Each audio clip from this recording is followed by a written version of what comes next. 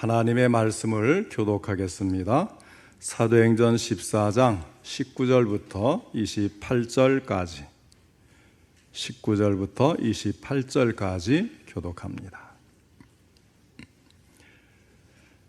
유대인들이 안디옥과 이고니온에서 와서 무리를 충동하니 그들이 돌로 바울을 쳐서 죽은 줄로 알고 시외로 끌어내치니라.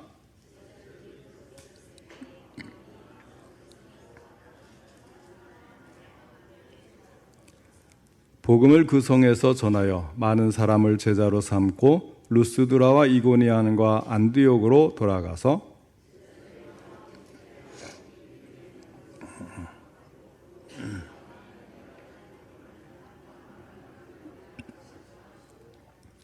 각 교회에서 장로들을 택하여 금식 기도하며 그들이 믿는 주께 그들을 위탁하고 말씀을 버가에서 전하고 아달리아로 내려가서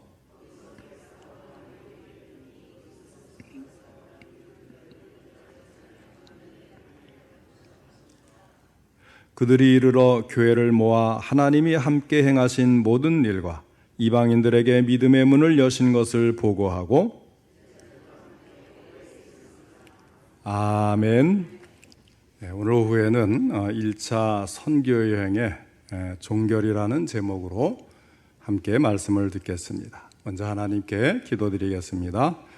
하나님 아버지, 오늘 오후에도 귀한 말씀을 통해 주님의 뜻을 알 수 있도록 주님 생명의 말씀 주시니 감사를 드립니다. 이 말씀을 통해서 저희들에게 하시고자 하는 하나님의 음성이 들려줄 수 있도록 성령님이 함께 하시고 전할 때도 들을 때도 도와주옵소서. 마음에 깨닫는 것이 있게 하실 뿐만 아니라 그것을 실천할 수 있는 믿음도 더해 주시기를 간절히 바라고 원합니다. 예수님의 이름으로 기도하옵나이다. 아멘. 바울이 3차 전도여행을 공식적으로 했다 그랬잖아요. 마지막 예루살렘에서 체포되어 로마로 가는 것까지 합하면 4차의 선교여행이 있었다고 말씀을 드렸습니다. 자, 오늘 본문에는 이제 1차 전도여행, 선교여행을 마치고 본래 파송되었던 안디옥 교회에 돌아가서 선교 보고를 하는 것으로 1차 선교여행이 종결되는 것입니다. 바울의 제1차 선교여행은 수리아의 안디옥 교회에서 파송을 받고 구브로 섬에서 시작하여서 비시디아 안디옥, 이고니온, 루스드라로 이어졌습니다. 안디옥이라는 곳이 사도행전에 두 군데가 나오지 않습니까? 그래서 수리아, 지금의 이제 시리아 지방의 그 안디옥이 출발지고, 그 다음에 이제 많이 보이는 안디옥은 이 지금의 튀르키예 지방에 있는 소아시아에 있는 안디옥을 말하는 것입니다. 자, 오늘 본문에 보면 이렇게 해서 이제 더베 지역까지 전도하는 것으로 이제 마지막 장소가 연결되고 있는 것입니다. 바울 일행이 자꾸 장소를 옮겨가고 바꾸어가면서 전도를 하지 않습니까? 특별히 여기서는 조금 하고 저쪽에 가서 계속 사방에서 해야 되겠다, 꼭 그런 전략이 있어서만이 아니고 이 복음을 자꾸 옮겨가면서 전하게 된 주 원인은 사실은 핍박 때문입니다. 박해를 받으니까 한 곳에서 지속적으로 전할 수 없고, 그래서 옮겨지는 그런 경향이 사실 더 크다고 봐야 되겠어요. 좀 더 머물렀어야 되는데도 박해가 심하니까 결국은 빨리 다른 곳으로 옮겨가서 다시 새로운 곳에서 복음을 전하는 이런 일이 반복된 것입니다. 구브로 섬을 제외한 모든 곳에서 1차 선교여행 동안 견디기 힘든 핍박이 있었고, 그래서 새로운 장소로 선교지를 자꾸만 옮기게 됩니다. 앞서 우리는 루스드라에서 나면서부터 걷지 못했던 사람이 바울에 의해서 치료되어져서 일어서서 걷는 모습을 살펴보았습니다.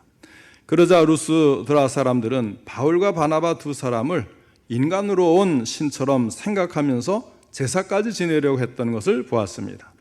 그러나 이곳에서도 핍박은 피할 수가 없었습니다.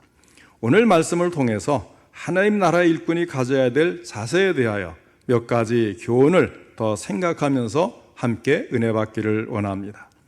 첫째는 주의 일을 하고자 할 때는 반드시 고난이 따른다는 사실입니다. 19절에 보면 유대인들이 안디옥과 이고니온에서 와서 무리를 충동하니 그들이 돌로 바울을 쳐서 죽은 줄로 알고 시외로 끌어내치니라 하였습니다. 여기에 비시디아 안디옥을 말하는데 또 이 비시디아 안디옥은 루스드라에서 170km가 떨어진 곳입니다. 거기에 있는 유대인들이 이 루스드라까지 찾아왔어요. 또 이고니온에서도 왔는데 이고니온은 루스드라에서 45km 떨어진 곳입니다. 자, 이런 곳에서 지금 바울을 찾아와서 그 먼 거리를 찾아와서 핍박을 하고 루스드라 주민을 선동을 해서 바울을 돌로 치고 죽은 줄 알고서는 성 밖으로 내다 버린 것입니다. 여기에 무리를 이제 충동했다 이 말씀은 설득하고 설복시킨다는 말입니다. 루스드라에서 어떤 일이 있었다 그랬어요? 기적을 일으켜서 병을 고치고는 이제 신처럼 여겨서 제사를 지내려고 하는데 이 바울과 바나바는 옷을 찢어가면서까지 우리는 당신들과 같은 사람이니까 우리에게 절하지 말아라. 우리가 진정으로 섬겨야 될 하나님이 계시고 그 하나님을 전하기 위해 우리가 여기에 온 것이지 우리는 절을 받을 만한 제사를 받을 만한 그런 존재가 아니다. 이렇게 해서 그를 무마시켰는데 그런데 이 유대인들은 오히려 그것을 기회로 삼은 거예요.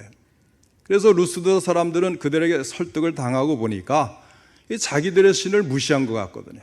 자기들의 종교를 참 무시한 듯한 그런 느낌에 자존심이 더욱 상하니까 같이 충동을 받고 어울려고 합세해서 바울을 죽을 정도로 돌로 치고 이제 내다 버린 것입니다.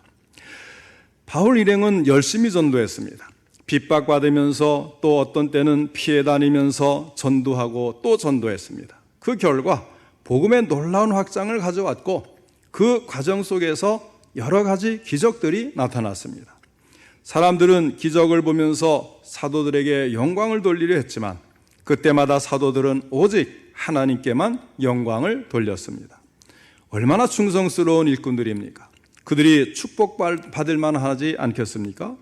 만사 형통할 만하지 않겠습니까? 그러나 그 결과는 19절에 말씀한 대로 돌로 쳐서 죽게 만든 것입니다. 우리도 열심히 할 때가 있지요. 죽도록 충성할 때가 있습니다. 교회 문제를 가슴에 안고 금식하고 철야하면서 기도하기도 하고 복음의 확장을 위해서 쉬지 않고 전도하기도 합니다. 주어진 사명을 잘 감당하기 위해서 시간 바치고 물질 바치고 땀 흘려가며 열심히 합니다. 그럴 때에 하나님께서 잘 지켜주시고 축복 주실 것 같은 느낌이 들어요. 그런데 오히려 문제가 생깁니다. 어려움이 생기고 문제에 부딪히게 되고 가로막는 장벽이 생깁니다. 그러면 항변을 하지 않겠습니까? 하나님, 열심히 일했는데 주님을 위해 이렇게 충성하는데 왜 지켜주시지 않습니까? 그리고는 시험에 들어서 오히려 포기하고 주저앉는 거예요. 그렇지만 여러분, 하나님을 잘 믿는다고 늘상 만사 형통하는 게 아니라는 것을 잊지 마시길 바랍니다. 열심히 하기 때문에 축복만 받고 건강하고 성공만 한다면 세상 어떤 사람들이 예수 믿는 것을 거부하겠습니까? 하나님의 아들이신 예수님께서도 이 땅에 오셔서 환난을 당하셨습니다. 천국의 확장을 막는 무리들이 핍박하고 또 핍박하다가 결국에는 십자가에 못을 받고 말았습니다. 열정적인 스데반도 돌에 맞아 죽었습니다. 사도 야고보도 칼에 의해 죽임을 당했습니다. 베드로도 어마어마한 핍박을 받았고 바울도 상상을 초월한 핍박을 받았습니다. 그들이 이런 핍박과 고난을 받았다면 우리도 마찬가지가 아니겠습니까? 그러나 여러분, 걱정하지 마시기 바랍니다. 핍박받는 자기 제자들을 향해서 예수님이 하신 말씀이 있습니다. 세상에서는 너희가 환난을 당하나 담대하라. 내가 세상을 이겼노라 하시는 것입니다. 주님은 우리가 핍박을 당한다고 말씀을 하세요. 그러나 주님께서 세상을 이기셨기에 우리는 이긴 쪽에 속하니 담대하라 말씀을 하시는 것입니다. 그 다음에 두 번째로, 그러면 고난을 이기고 사명을 감당하는 방법이 무엇이냐고 하는 것입니다. 이런 고난을 어떻게 이겨낼 수가 있을까요? 고난을 이기는 첫 번째 방법은 내가 죽는 것입니다. 내가 죽는 방법이 가장 효과적이고 힘이 있는 것입니다. 유대인들은 바울이 죽은 줄로 알았습니다. 그래서 성 밖에 버렸습니다. 그러나 죽은 줄 알았던 바울이 일어납니다. 그리고 성 안으로 다시 들어갑니다. 성 안에는 자신을 죽이려던 사람들이 있는데 들어가는 거예요. 만나면 다시 죽일지도 모르는 것 아니겠습니까? 그럼에도 들어갑니다. 왜 들어갈까요? 복음 때문이 아니겠습니까? 바울의 모습은 한마디로 전도하다가 죽겠다, 그런 자세인 거예요. 세상에 어떤 사람이 가장 무섭습니까? 자기 생명을 담보로 하는 사람입니다. 죽으면 죽으리라, 죽일 테면 죽여라, 이런 사람, 죽는 것을 두려워하지 않는 사람을 막을 방도가 없는 거예요. 사실 힘도 세고 싸움도 잘하는 사람이 어떤 다른 사람에게 굽신굽신하면서 형님 하면서 따르는 그런 경우가 있어요. 왜 그런가 하니까 그 사람이 힘은 더 세고 싸움은 더 잘할지 모르는데 상대방에게 잘못 행하면 죽을 각오로 너무나 괴롭히는 거예요. 그러니까 힘이 세도 오히려 굽신거리고 상대방에게 형님하고 따르는 것입니다. 이렇게 죽는 것을 두려워하지 않는 사람을 막을 방도는 없는 거예요. 그런 사람에게 무서울 것은 아무것도 없습니다. 갈라디아서 2장 20절에 말씀합니다. 내가 그리스도와 함께 십자가에 못 박혔나니 그런즉 이제는 내가 사는 것이 아니요 오직 내 안에 그리스도께서 사시는 것이라. 이제 내가 육체 가운데 사는 것은 나를 사랑하사 나를 위하여 자기 자신을 버리신 하나님의 아들을 믿는 믿음 안에서 사는 것이라 하였습니다. 바울은 이미 죽은 사람입니다. 십자가에서 예수 그리스도와 함께 죽었어요. 그리고 이제 바울이 사는 것은 자신이 사는 것이 아니라 그의 안에 거하시는 예수 그리스도께서 사시는 것이었습니다. 바울의 중심에 자신은 다 사라졌고 오직 예수님으로만 가득 차 있었던 것입니다. 내가 열심히 봉사하다 주저앉는 것은 내 안에 계시는 예수님의 힘으로 봉사하지 않고 내 자신의 힘으로 하기 때문에 그래요. 내가 덜 죽었기 때문에 실망하고 포기하고 싸우고 내 이익을 추구하고 내 자존심 생각하고 큰 소리치며 화내고 혈기 부리고 질투하다가 그만 넘어지고 마는 것입니다. 그것은 아직 죽지 않았거나 덜 죽었기 때문입니다. 죽은 사람에게는 자기 이익이 없어요. 죽은 사람에게 무슨 자존심이 있습니까? 죽은 사람에게 아무리 욕을 하고 때리고 흉보고 짓밟는다고 해도 무슨 반응이 있겠어요? 죽었기 때문인 것입니다. 내가 죽어야 고난을 이기고 사명을 감당할 수 있다는 사실을 꼭 명심하시기를 바랍니다. 고난을 이기는 두 번째 방법은 서로 권면하고 격려하는 것입니다. 더베라는 곳은 바울의 1차 전도여행의 마지막 코스입니다. 더베에서 많은 사람을 믿게 한 다음에 1차 전도여행을 마치고 귀환하는데 곧장 파송되었던 안디옥 교회로 돌아가지 않고 전도했던 지역을 거쳐서 되돌아갑니다. 루스드라에서의 핍박은 정말 돌에 맞아 죽을 지경으로 심하지 않았습니까? 이고니온과 안디옥에서의 핍박도 이루 말할 수가 없었습니다. 그런데 그 지역을 다시 돌아가는 거예요. 왜 그럴까요? 자신들이 전도한 사람들을 흔들리지 않도록 굳게 세워줄 필요가 있었기 때문입니다.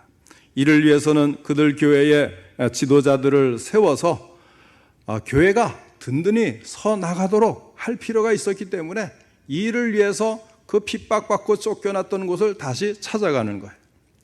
자, 22절 말씀 우리 다 같이 함께 읽겠습니다. 14장 22절에 있는 말씀을 같이 읽습니다. 시작. 제자들의 마음을 굳게 하여 이 믿음에 머물러 있으라 권하고 또 우리가 하나님의 나라에 들어가려면 많은 환난을 겪어야 할 것이라 하고. 아멘. 이 22절에는 두 가지를 말씀합니다. 하나는 마음을 굳게 하여 믿음에 거하라고 했어요. 신앙을 더욱 확실하게 가지라는 것입니다. 마음이 약하면 신앙이 흔들립니다. 사탄은 수단과 방법을 가리지 않고 모든 것을 동원해서 넘어뜨리려고 하는 거예요. 그러니 마음이 약하면 넘어지지 않고 견딜 수가 없는 거죠. 마음이 약하면 한마디 말해도 믿음을 버릴 수가 있게 되는 것입니다. 더군다나 그들은 예수님을 믿은 지 얼마 되지 않은 사람들이었습니다. 그러니 더욱 걱정이 되지 않겠어요? 고난이 끊이지 않는 이들에게 믿음의 따뜻한 격려가 필요했던 것입니다. 그래서 바울은 자기를 핍박했고 그 고생을 했던 곳을 다시 찾아가서 이제 이 파송된 곳으로 가기 전에 자기가 전도했던 지역을 다시 찾아가서 격려를 하는 것입니다. 우리도 서로 격려가 되고 힘이 되는 관계가 잘 이루어지기를 바랍니다. 불평하고 비판하는 말은 많이 나오는데 막상 내가 신앙적으로 힘이 필요할 때, 권면의 말씀과 격려와 위로를 받고 싶어 할 때는 쳐다볼 것이 없다. 그러면 얼마나 그 신앙생활이 힘들겠어요. 우리는 항상 쳐다볼 것이 있도록, 쳐다보면 아이고 얼마나 힘들었습니까? 얼마나 참 어려운 일이 있으면 그런 일을 했겠습니까? 다시 힘을 냅시다. 내가 기도해 드리겠습니다. 부르시면 언제든지 협력하겠습니다. 항상 우리 같이 잘 지냅시다. 이런 말을 기대하는데 보면 딱 얼굴 돌리고 뒤에서는 여러 가지 이상한 말들이 들려오고 무슨 힘을 얻겠어요? 신앙의 동역자들은 결코 그래서는 안 되고 쳐다만 봐도 얼마나 힘드셨습니까? 이렇게 위로가 나오고 힘이 되어드리겠습니다. 같이 합시다. 격려가 나와야 되는 거예요.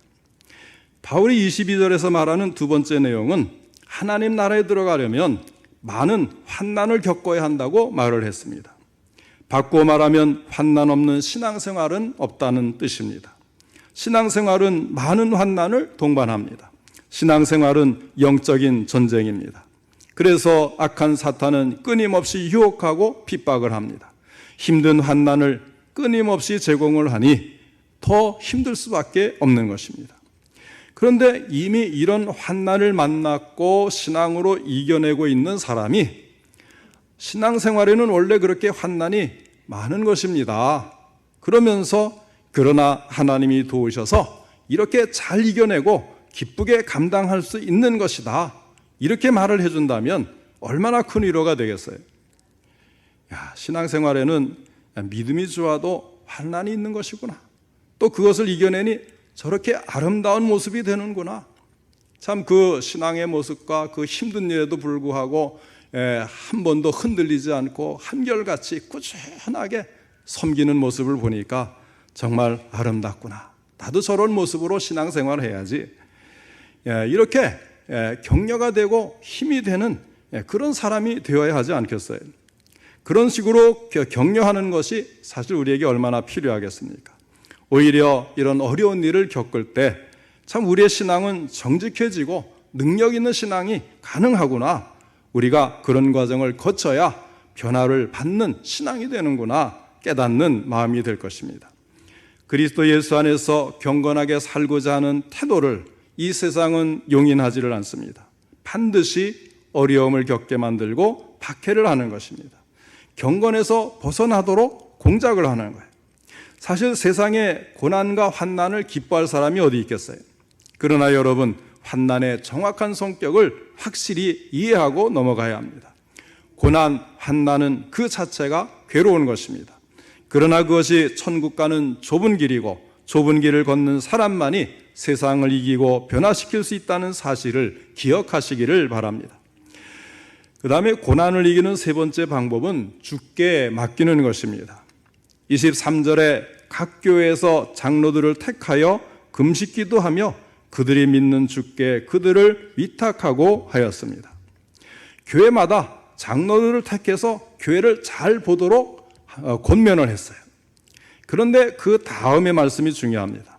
그들이 믿는 주께 그들을 위탁하고. 바울 사도는 자기가 전도하던 교회를 떠나면서 그 교회를 사람에게 위탁하지를 않았습니다. 주님께 위탁을 합니다.